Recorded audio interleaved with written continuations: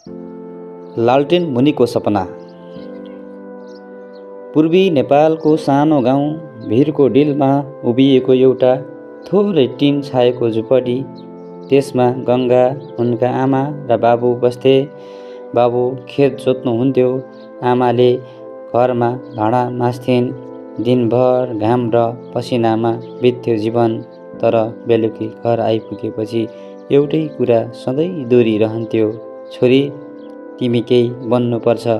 हामीले धेरै गुमायौँ, तिमीले गुमाउनु हुँदैन। गङ्गाको लागि घरको सबैभन्दा ठुलो सम्पत्ति थियो एउटा पुरानो लालटिन। त्यही लालटिनको उज्यालोमा उसले अक्षर चिनेकी थिए, पहिलो कक्षा पढेकी थिए, उनी सारा सपना बुनेकी थिए। गङ्गा सधैँ अनुशासित थिए। बिहान हिँडेर खुट्टामा सिँचाइको पानी लतपतिएको बाटो हुँदै स्कुल जान्थे। उसँग राम्रा किताब थिएनन्, नयाँ ड्रेस थिएन। कतिपल्ट भोकै स्कुल गएको पनि हुन्थे, तर अनुहारमा कहिल्यै गुनासो देखिएन। उसले पढ्दा पढ्दै सधैँ आँखा चिम्लेर भन्थे, म डाक्टर बन्ने हो। गाउँमा सबै बिरामी हजुरबुबा जस्ता उपचार नपाएर नमरुन् भनेर। एक दिन कक्षा 8मा स्कुलमा निबन्ध प्रतियोगिता भयो। निबन्धको शीर्षक थियो मेरो सपना। गङ्गाले सरल भाषामा मनबाट लेखे। जब मेरो हजुरबुबा बिरामी हुनुहुन्थ्यो, अस्पतालसम्म पुग्न पैसाको जोखो थिएन। मैले उनको पीडा देखेँ।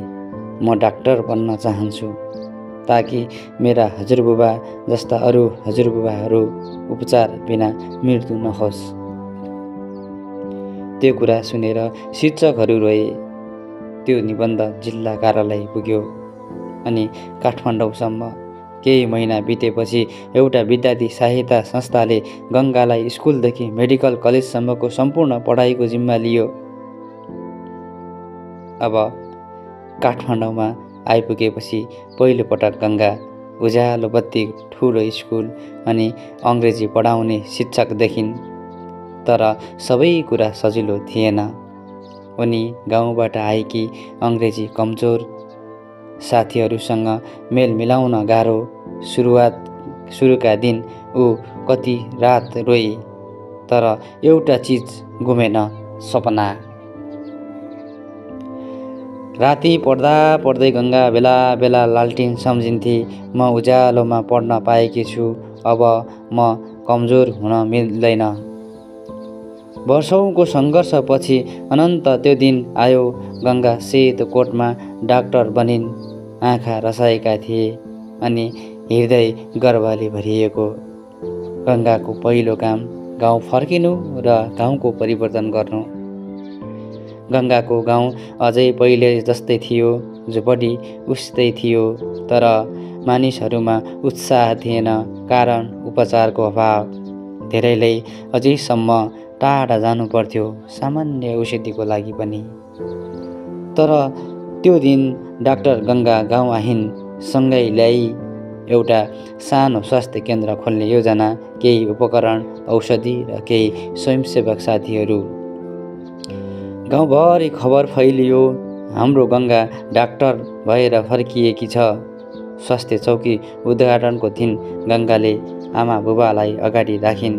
स्वास्थ्य केन्द्रको साइनबोर्ड लेखिएको थियो, डाक्टर गङ्गा स्वास्थ्य सेवा केन्द्र, लालटिन मुनिको सपना। बाबा रुँदै भन्नुभयो, छोरी यो केन्द्र त एक अस्पताल मात्र होइन, यो त तेरो हिक्मतको स्मारक हो।